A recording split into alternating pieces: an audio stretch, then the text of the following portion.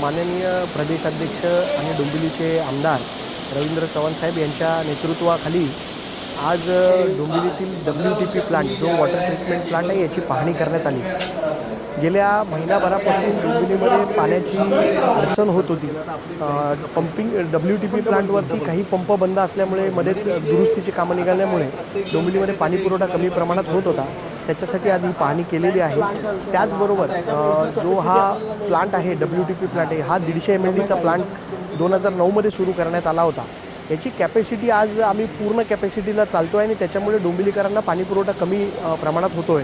तर या pumping स्टेशनची capacity वाढवणं म्हणजे याला आज 150 MLD वरून 300 MLD वर नेणं, त्याचबरोबर इथली जी ट्रान्समिशन लाईन्स आहेत त्या नवीन टाकणं, त्याचबरोबर या WTPसाठी जे येणारं पाणी आहे त्याचा सोर्स वाढवणं, जेणेकरून पुढच्या 25 वर्षासाठी डोंबिवलीकरांचा पाण्याचा त्रास जो डोंबिवलीकरांना होऊ शकतो तो टाळता येईल। त्याच्यासाठी रवींद्र चव्हाण साहेबांच्या नेतृत्वाखाली आज आम्ही ही पाहणी केलेली आहे आणि याच मुद्द्यावरती लवकरच त्यांची भेट घेऊन यासाठी जो लागणारा निधी आहे तो शासनाकडून मिळून डोंबिवलीकरांच्या पुढच्या 25 वर्षाचा पाण्याचा प्रश्न मिटवण्याचं काम भारतीय जनता पार्टीकडून होणार आहे।